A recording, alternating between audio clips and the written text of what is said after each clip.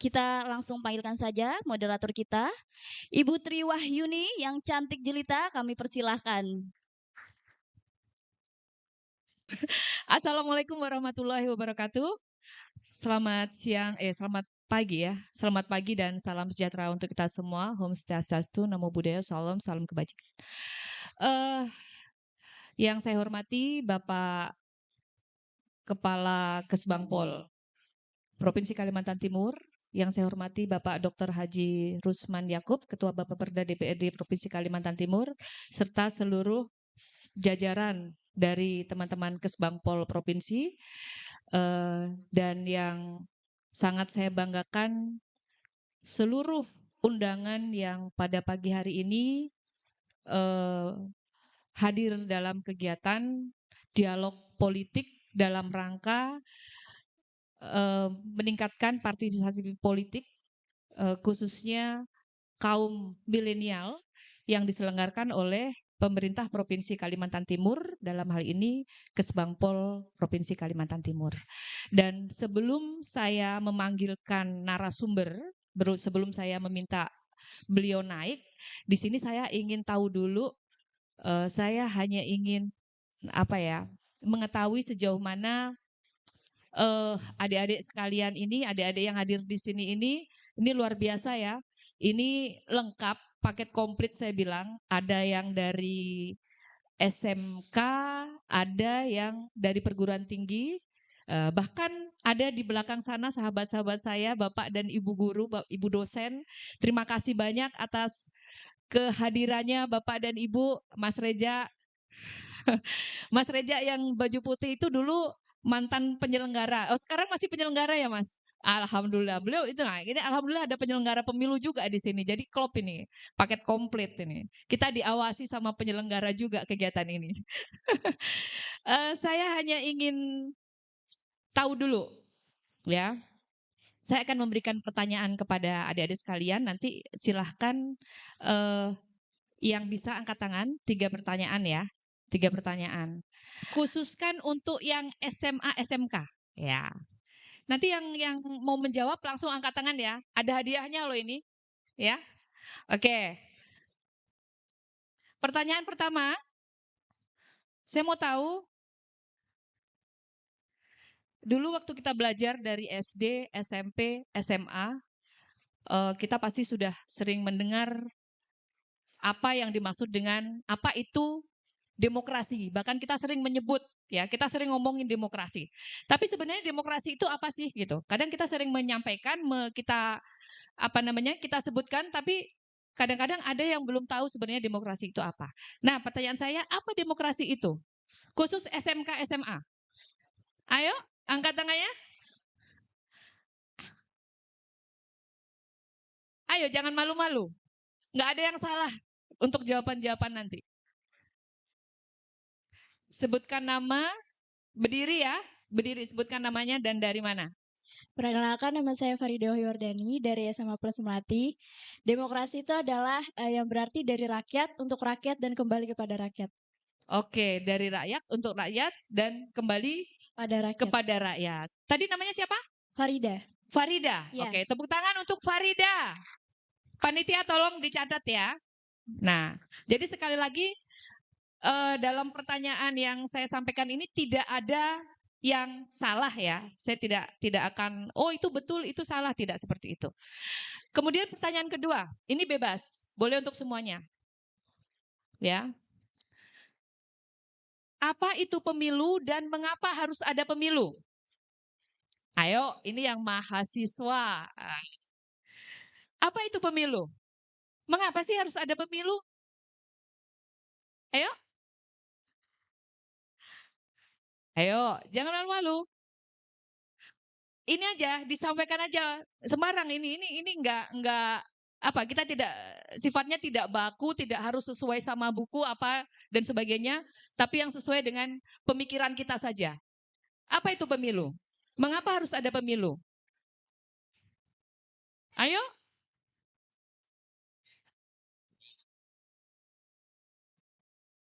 Oke, silakan. Sebut nama ya, berdiri ya. Dan dari mana? Perkenalkan, nama saya Regia Grandisa, saya mahasiswa jurusan Hubungan Internasional Universitas Mula Warman. Kalau ditanyakan mengapa sih di Indonesia itu harus ada pemilu? Seperti yang sudah dijelaskan tadi kan, Indonesia ini kan negara demokrasi dan sudah dijelaskan oleh adik tadi dari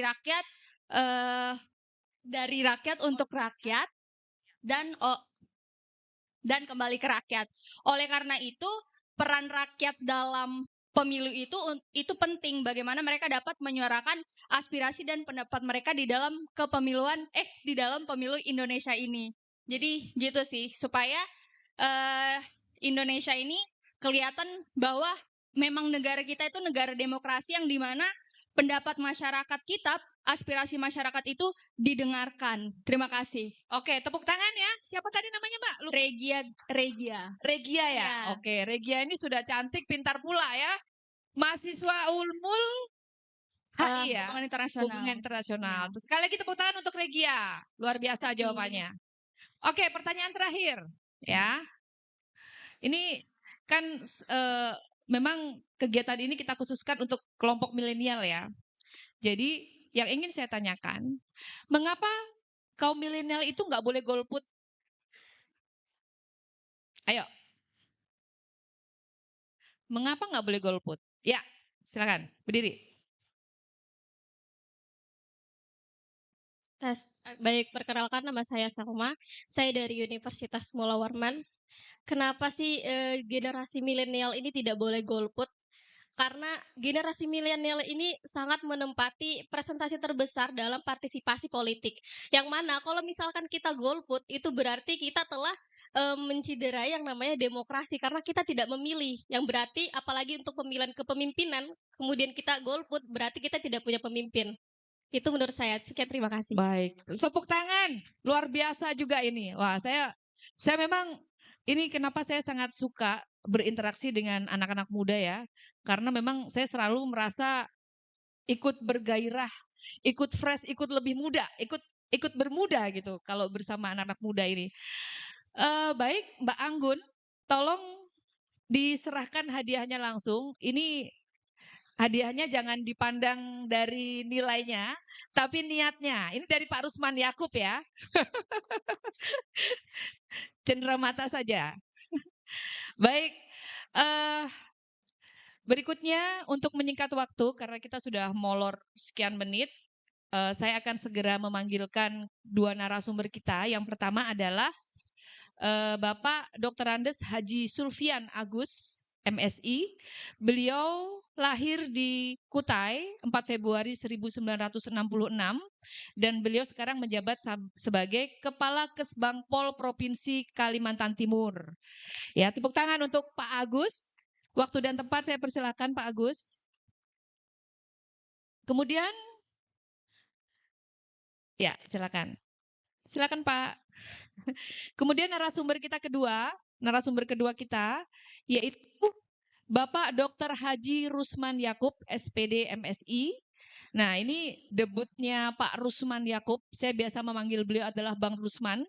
Ini debutnya di dunia politik ini memang sudah sangat lama ya. Beliau 3 periode di DPRD Kota Samarinda dan ini periode ketiga juga di DPRD Provinsi Kalimantan Timur. Semenjak di DPRD Provinsi Kalimantan Timur, beliau pernah menjabat sebagai Ketua Komisi 2, Ketua Komisi 4, dan sekarang ini beliau menjabat sebagai Ketua Fraksi P3 sekaligus Ketua Bapemperda DPRD Provinsi Kalimantan Timur. Tepuk tangan untuk Pak Rusman. Apa kabar Pak Agus, Pak Rusman? Sehat? Alhamdulillah. Ini saya langsung saja Pak Agus. Iya. Jadi begini Pak, kita berbicara tentang partisipasi politik ya, kaum milenial ya. Kalau berbicara tentang partisipasi politik pada pemilu 2019 lalu, partisipasi politik di Kalimantan Timur ini kalau secara nasional boleh dibilang masih sangat rendah ya Pak, sekitar 54 sekian gitu persen. Memang sih ada beberapa kabupaten kota yang saat itu seingat saya cukup tinggi capaiannya. Ada Kutim, Bontang, sama satu lagi Kukar ya. Kutim, Bontang, Kukar kalau nggak salah. Iya. Nah, PPU maksud saya, PPU. Nah, ini ada catatan saya, Bontang 79,80%, PPU 81,96%, dan Kutim 81,96%. Secara nasional ketiga kabupaten ini menduduki posisi tinggi, ya tertinggi malah gitu. Memang capaian kita waktu itu cuma 55,86% gitu. Nah, berbicara tentang partisipasi, memang kita tidak bisa hanya menggantungkan pemerintah semata karena memang sudah menjadi kewajiban dan menjadi kewajiban seluruh elemen untuk menyukseskan pemilu ini gitu. Nah, sejauh ini seperti apa Pak? Kiprah yang sudah dilaksanakan oleh Kesbangpol Provinsi Kalimantan sendiri terkait program-program yang bisa mendongkrak partisipasi politik ini sendiri. Silakan Pak Agus. Terima kasih Mbak Yuni. Assalamualaikum warahmatullahi wabarakatuh. Selamat pagi, menjelang siang. Yang saya hormati senior saya dan beliau tadi disampaikan Mbak Yuni ya, luar biasa kiprah beliau. Dan beliau ini salah satu politikus Karangpaci yang terkenal. Siapa tidak tahu, mohon maaf ya, yang pernah di Samarinda, ya, kemudian juga pernah di provinsi, sekarang provinsi. Nggak tahu beliau mau kemana lagi nanti ini. Nah, jadi saya sebagai Kepala Kesbangpol sangat mengapresiasi kehadiran beliau ini. Nanti adik-adik silakan mau bertanya yang mau nanti terjun ke dunia politik dan tanya tip-tipnya apa sih. Beliau udah tahu sudah, karena beliau terjun langsung. Kalau saya kan nggak tahu nih, teori aja yang tahu. Tidak pernah terjun langsung ke dunia politik. Dan yang saya hormati juga Mbak Moderator, Mbak Yuni, telah memfasilitasi kita, kegiatan kita di pagi pada hari ini. Dan saya juga sangat senang adik-adik hadir ya. Artinya semangat adik-adik ya, semangat. Semangat nih kira-kira nih pagi ini. Semangat ya. Coba saya mau dengar suaranya. Semangat pagi. Wah, ya kenapa Pak? 3 kali juga boleh. Biar semangat. Nanti ada yang ngantuk nanti kan. Berarti kalau ada yang ngantuk kolesterolnya tinggi itu. Kolesterol tinggi. Mungkin tadi malam makan apa gitu kan. Ya. Jadi baik.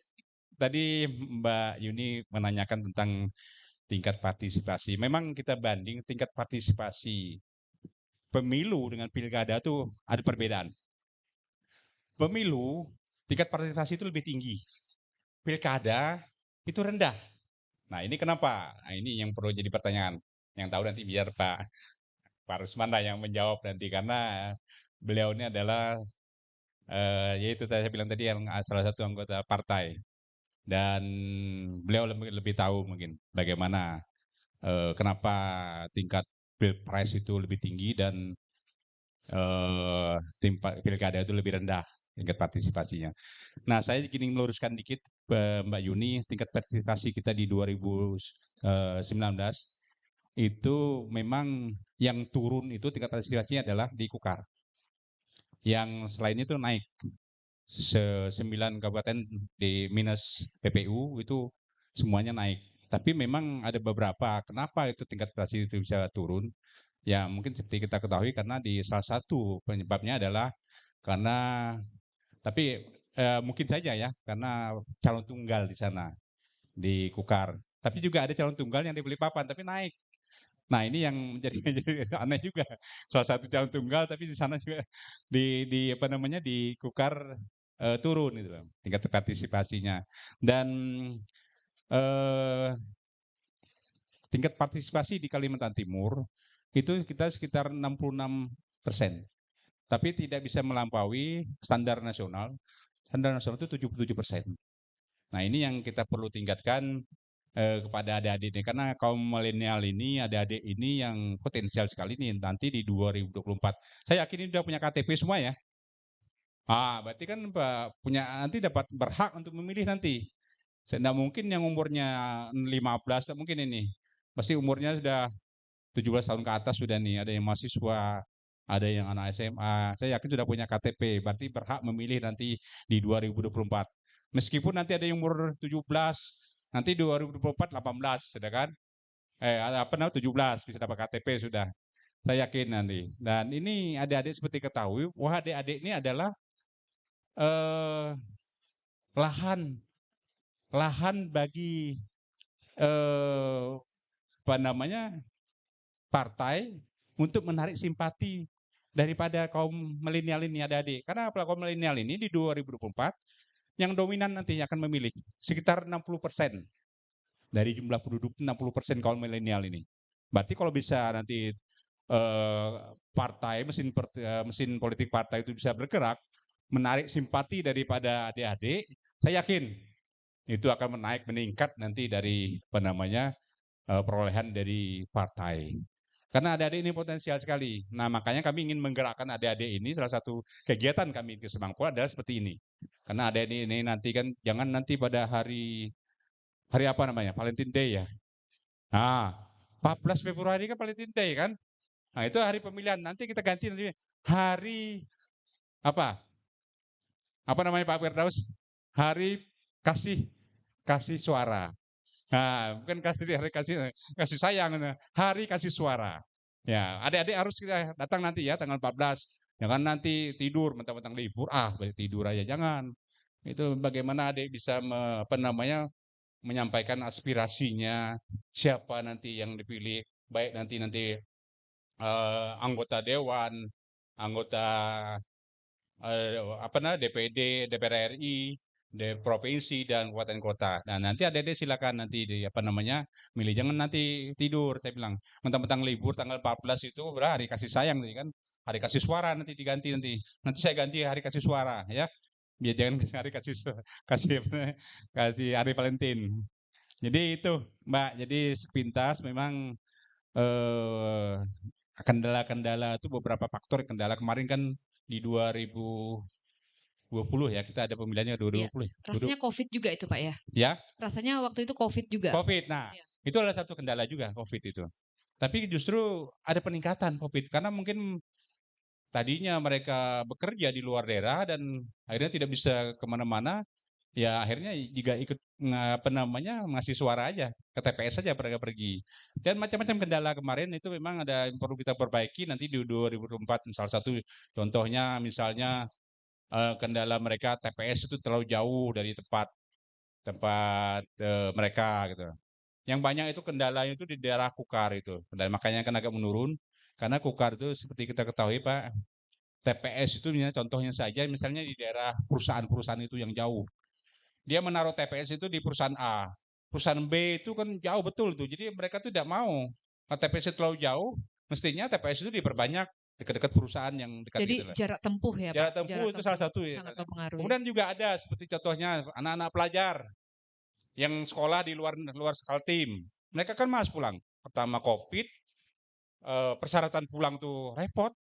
Kemarin kan ada macam-macam, ada suntik macam-macam kan, tiket mahal, dan mereka tidak akan pulang. Nah ini jadi tugas teman-teman di KPU, mudah-mudahan itu ada solusi yang menjadi datang. Pemilih. Iya. Mungkin kalaupun lintas provinsi memilihnya boleh, tapi mungkin untuk presiden dan atau bisa nanti pakai ada aplikasi, pakai HP andainya itu. Kalau ada. Mudah-mudahan nanti akan menuju ke sana Pak. Betul, nanti mudah. Jadi adik-adik misalnya yang di sekolah di luar Kaltim bisa pakai HP aja. Pilih siapa gitu misalnya contoh. Seperti di Amerika itu. Ya, itu kan tidak perlu kembali karena biayanya kan mahal. Tiket sekarang udah berapa tiket kembali? Dan hanya libur 1 hari. Nah ini jadi perhatian. Mudah-mudahan itu ada inovasi dari KPU dan bisa semua mahasiswa kita maupun pekerja kita yang ada di luar daerah bisa mengasih suara pada hari itu ya. Mungkin itu. Oke, terima kasih Pak Agus. Kita bergeser dulu ke Pak Rusman. Tadi sudah disinggung Pak Rusman mengenai potensi pemilih pemula, potensi kaum milenial. Tadi sekitar 60% kalau Pak Agus sampaikan. Tapi di sini saya tadi sempat searching data BPS kita, bonus demografi itu usia produktif kita itu antara 70,28%, Gen Z ya. generasi alpha gitu. Generasi alphanya Gen Z-nya 41%. Nah, memang kalau kita berbicara partisipasi dari kelompok milenial, mereka ini memang adik-adik yang hadir di sini tadi benar yang disampaikan Pak Kaban tadi bahwa adik-adik ini adalah sasaran empuk para pelaku-pelaku atau aktor-aktor politis gitu. Tapi kita minta dulu pandangan dari Pak Rusman Yakub, beliau yang memang sudah malang melintang dan jungkir balik di panggung politik ya. Seperti apa sih sebenarnya Pak Rusman? Pandangan Pak Rusman sendiri selama ini dalam mengelola atau memanajemen suara. Waduh, ini kita buka dapurnya Pak Rusman ini untuk menggait suara mereka ini gitu. Karena jangan sampai juga ini adik-adik di sini yang hadir, kita juga jangan jangan mau kita dibohong-bohongi, ditipu-tipu, dikasih janji manis saja sama aktor-aktor politik yang mau maju. Tapi kalau Pak Rusman ini memang terbukti beliau sudah 3 periode di DPRD Kota dan ini jalan ketiganya di DPRD Kaltim. Pasti perjuangan beliau sangat luar biasa. Silakan Pak Rusman, pandangannya tentang generasi muda ini dalam politik. Ya, makasih. Assalamualaikum warahmatullahi wabarakatuh. Selamat pagi dan salam sejahtera bagi kita semua. Pagi menjelang siang. Sehat semuanya? Yang penting sehat. Saya sebelum menjawab pertanyaannya moderator kita ini, saya mau tanya dulu sama ini ada mahasiswa, ada siswa ya. Terutama mahasiswa dan siswa. Biasanya mahasiswa itu udah hafal gitu ya. Bahkan ada dosennya. Mohon maaf, bukan berlaku untuk dosennya gitu ya. Apa sih menurut kalian politik itu apa sih gitu? Ada yang bisa jelaskan? Politik itu apa sih menurut persepsi Angkat tangan. Siswa dan mahasiswa gitu loh. Jangan-jangan politik itu dianggap kotor, politik itu jorok, misalnya kan gitu ya. Itu ada yang mau jawab itu Ya. Pak Rusman. Ayo, menurut persepsi Anda politik itu apa sih gitu ya? Itu langsung dijawab Pak Rusman. Kita umpan balik ini ya. Iya. Perkenalkan, nama saya Regia Grandisa, mahasiswa Hubungan Internasional Universitas Mula Warman. Menurut saya, arti dari politik itu sendiri adalah suatu landasan dan sistem ketata dan kepengurusan suatu negara. Terima kasih. Oke. Itu salah satu definisinya. Dan silakan Anda mendefinisikan politik itu apa menurut persepsinya, tetapi yang intinya adalah kenapa saya tanya politik ini ya, apa itu politik, supaya Anda nanti mau menyalurkan aspirasi politiknya, tapi kalau tidak mengerti dan tidak memahami fungsi politik itu, apa manfaatnya orang berpolitik dan lain sebagainya, khawatir nanti anak-anakku sekalian atau adik-adik mahasiswa itu akhirnya terjebak pada pemahaman politik yang sempit. Padahal sesungguhnya memang hak politik setiap warga negara itu adalah melekat setiap warga negara. Memang politik itu bukan kewajiban. Ini bedanya ya. Kan setiap warga negara itu kan melekat pada dua di diri kita. Ada hak sebagai warga negara dan ada kewajiban. Apa kewajiban kita sebagai warga negara? Yaitu taat kepada produk hukum dan pemerintahan yang ada di negara itu. Lalu yang kedua adalah membayar pajak. Itu kewajiban. Ya. Tapi kalau hak itu adalah boleh digunakan dan boleh tidak. Maka itu di dalam setiap pemilu ada namanya golput. Ya kan? Karena golput itu juga adalah bagian dari hak untuk tidak menyalurkan pilihan. Itu namanya. Tetapi kalau Anda tidak menggunakan hak politiknya, maka Anda termasuk warga negara yang tidak ikut bertanggung jawab terhadap jalannya pemerintahan di Republik ini. Dan kalau ada apa-apa jangan sambat. misalnya ada aspirasinya, jangan protes karena Anda tidak menyalurkan hak politiknya. Nah, supaya setiap warga negara itu hak politiknya tersalurkan, maka itulah negara memfasilitasi membentuk yang namanya partai politik.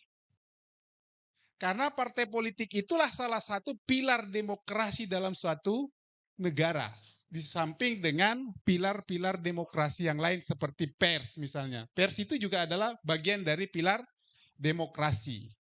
Nah, oleh karenanya adik-adikku sekalian, anak-anakku sekalian, bicara tentang mengapa generasi milenial itu harus melek politik supaya apa? Pada saat sudah waktunya menggunakan hak politiknya, maka dia sudah memahami kemana dia harus menyalurkan hak politik itu. Kan gitu? Karena ada batasannya di mana orang punya hak politik, yaitu adalah batasan usia 17 tahun setelah dia memiliki KTP atau tidak 17 tahun tetapi sudah menikah. Ya, tapi jangan menikah di bawah 17 usia dini, enggak boleh. Gara-gara Ya. mau memilih gitu ya, mau Karena cepet milih. gara-gara milih cepat-cepat mau nikah gitu loh. Ya itu enggak, jangan juga. Ya, Pak Gadis ya. Jadi itu supaya apa? Haknya itu pada saat nanti sudah memenuhi syarat untuk menggunakan haknya, anak-anakku sekalian, adik-adikku sekalian sudah memenuhi secara rinci politik itu apa, gunanya apa. Intinya politik itu adalah untuk supaya memilih pemimpin dalam satu negara atau memimpin dalam satu struktur pemerintahan. Kalau dia pemilihan umum nasional itu adalah memilih presiden, berarti itu untuk kepentingan negara. DPR berarti untuk kepentingan negara. Kalau misalnya pemilihan kepala daerah berarti gubernur dan bupati dan wali kota. Nah, sekarang kan ada juga pilkades, pemilihan kepala desa.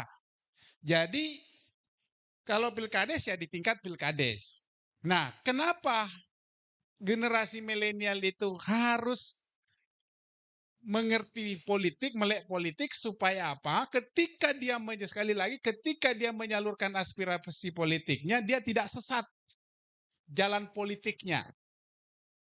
Bukan karena memilih pemimpin karena ada iming-iming pada saat memilih. Satu ya, itu yang disebut dengan money politik. Karena politik uang. Dia mau milih karena dikasih uang. Wah, itu jangan. Ya, mestinya adik-adik menjadi pelopor sebagai partisipan politik yang menolak money politik pada saat hari hanya. Apalagi nih, tahun ini adalah tahun politik. Jadi ada dua yang saya minta pada adik-adik semua di kesempatan ini, selain melek tentang politik, juga harus menjadi generasi terdepan menangkal hoax dalam percaturan menuju pentas politik di 2024. Ya, kita sudah cukup lama sampai hari ini, coba lihat di medsos itu kan, persaingan kadrun dengan cebong ya. Ya, padahal sudah lewat pemilu itu. Pemerintah sudah berjalan tapi di bawah masih berkelahi gitu ya.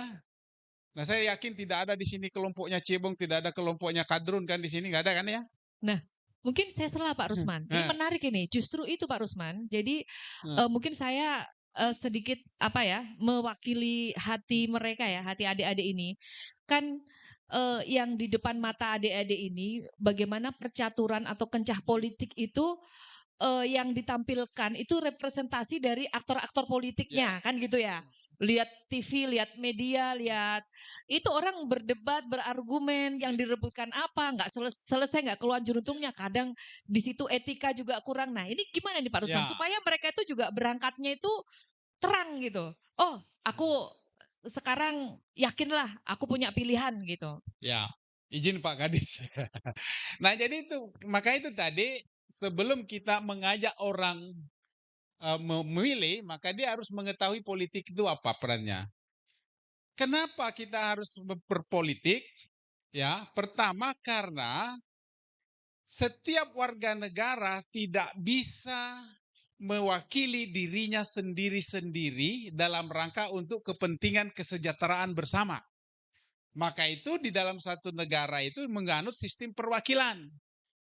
Siapa yang mewakili itu, itulah yang lahir yang namanya pemimpin politik atau pemimpin negarawan yang betul-betul nanti terseleksi melalui saringan partai-partai yang ada di Indonesia itu dan di luar yang ada itu, di organisasi-organisasi itu, untuk membentuk satu jati diri pada sosok pemimpin yang mampu betul-betul memperjuangkan kepentingan masyarakat banyak.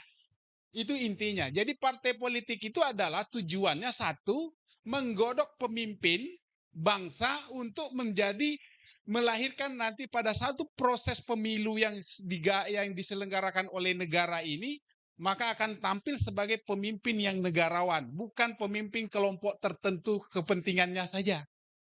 Itu tujuannya. Bahwa ada persaingan politik di panggung arena pemilu, iya, tetapi ketika dia sudah terpilih, maka dia adalah memimpin semua rakyat di suatu negara atau di Indonesia. Maka itu penting sekali. Lalu yang kedua, politik itu adalah selalu orientasinya adalah bagaimana membawa kesejahteraan bersama.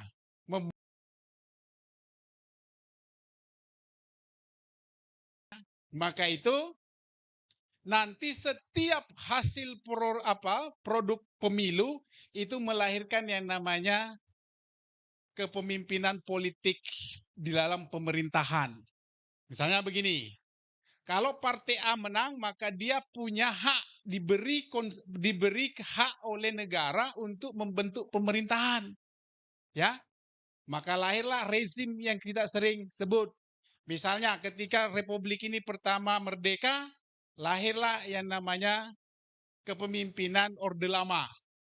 Simbolnya adalah Soekarno. Kemudian setelah itu berganti, lahir Orde Baru. Simbol kepemimpinannya adalah Soeharto. Kemudian setelah itu lahir rezim atau masa kepemimpinan reformasi hingga hari ini. Yang kita sudah lihat bersama mulai dari Habibie, kemudian Megawati, kemudian SBY, kemudian sekarang Jokowi. Ini orde reformasi. Sistem demokrasi kita semakin hari semakin baik. Meskipun masih banyak juga yang harus kita benahi. Dan adik-adik sekalian pasti juga bagian dari gerakan moral yang selalu mengoreksi jalannya pemerintahan. Ya kan? Misalnya isu hari ini, jangan dikira bahwa pemerintah hari ini mulus-mulus saja, banyak juga koreksi dan kritikan. Dan saya kira hari ini kita bisa lihat di setiap jam, di setiap menit di media. Semua kebijakan hari ini mendapat koreksi. Tujuannya apa? Dalam rangka perbaikan. Yang penting adalah jangan ada pikiran mau merubah haluan negara. Jangan ada pikiran mau merubah ideologi negara. Itu yang tidak boleh. Tetapi kalau mengoreksi kebijakan pemerintah, bagian dari koreksi untuk perbaikan, silahkan. Inilah negara kita, negara demokrasi. Yang penting jangan mengkoreksi pemerintahan itu yang sifatnya menjatuhkan, apalagi menskreditkan, karena ada aturan-aturannya. Di negara sekaliber Amerika yang selama ini kita katakan kampionnya demokrasi, ada batasannya. Ya, kalau kita di Indonesia ini luar biasa. Kita mau caci maki presiden, boleh-boleh saja. Hari ini kan buktinya ada yang menggelari macam-macam presiden kita. Untungnya presiden kita itu sabar gitu loh ya. Kalau saya mungkin presiden, mungkin bisa marah juga gitu loh. Tapi ya, artinya begini. Yang penting adalah jangan sampai sifatnya pribadi. Ya, kalau koreksi jalannya kebijakan pemerintah, silakan. Karena itu memang harus kita awasi jalannya pemerintahan itu, tidak boleh berjalan secara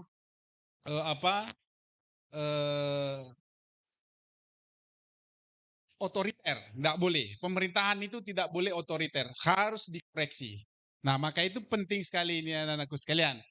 Nah, itulah pentingnya kenapa kita harus, salah satunya adalah supaya kita ikut menentukan jalannya pemerintahan di Republik ini. Kalau Anda tidak memilih, bagaimana Anda bisa mengatakan bahwa saya ikut membangun jalan atau ikut menata pemerintahan ini? Nggak bisa.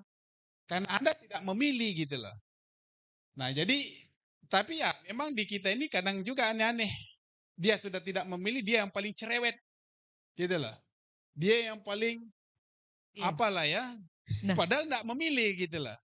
Nah itu di kita. Nah dan saya berharap yang hadir di sini jadi milenial itu Mbak Yuni, jangan anak-anak kita ini kan kadang-kadang ngototnya luar biasa, tetapi kadang-kadang literasinya sedikit. Dan biasanya memang yang literasinya rendah itu justru pengototan. Ya kan? Karena kadang-kadang yang ditonjolkan itu yang penting ngotot dulu katanya. Nah kan ini tidak boleh begitu. Saya berharap generasi milenial kita khususnya yang ada di Kalimantan Timur itu betul-betul partisipasi politiknya semakin ke depan Naik. semakin Ya, siap. bagus. Baik Pak Rusman. Nah, adik-adik dengarkan tadi ya bersama bahwa kita semua di sini punya hak politik. Jadi jangan berharap kita akan bisa atau mencaci maki pemerintah atau mengeluh jalan berlubang, jalan rusak apa dan sebagainya kalau misalnya di hari H nanti atau kemarin yang pemilu kemarin kalian tinggal datang ke TPS berpatil wakil yang saat itu hadir untuk dipilih. Baik, kita jeda iklan dulu 5 menit. Setelah ini kita kembali lagi.